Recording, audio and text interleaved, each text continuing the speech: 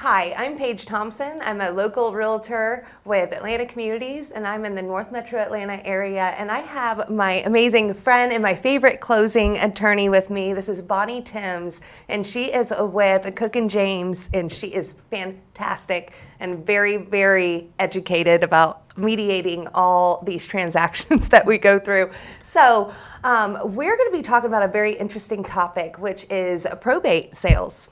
Wouldn't you agree that they can get pretty complex? They are definitely some of the most complicated transactions that we deal with. Yep. Yes. So awesome. So Bonnie, what can you tell our viewers? What can anybody that is a executor or a administrator of an estate, what do they need to keep in mind before they get going on selling this piece of property? Yeah, that's a great question.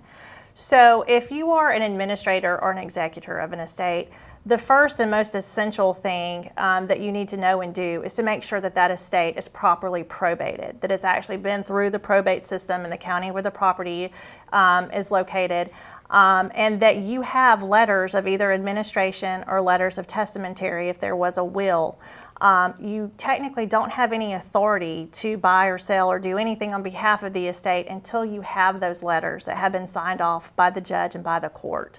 So that's the first thing that we're going to ask for if a closing comes to us or a deal comes to us to close and there's an estate involved. So make sure you've done that process. I always tell people the best thing you can do is to go through a probate attorney that specializes in probate. Because it is a very technical process. Every estate is different and the circumstances of every estate are different, and it's really important to make sure that that is done properly, and that is the number one biggest thing you can do to help yourself in that circumstance. And then another thing I like to remind people whenever it comes to estates is that it's very important to actually have an account in the name of the estate before you come to closing. Yeah. Because once you close on that estate, the proceeds at closing are going to be made payable to the estate, not to the executor or the administrator personally.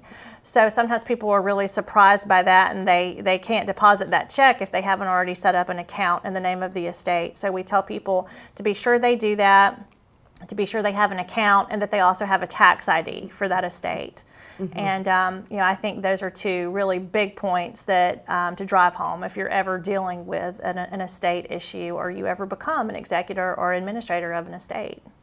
That's some great info and great insight on how to navigate all that. That's why this is so important, that you got the right people in your corner and making sure you do your due diligence on who you work with, and you want to make sure that people are looking out for your very best interest, because again, we do this all the time. We run into so many different situations. No transaction is exactly the same. So if you guys got any questions, we're going to leave our contact info at the end of this video. If you got any questions, please don't hesitate to reach out to us. We would love to give you insight and help you in any way that we can.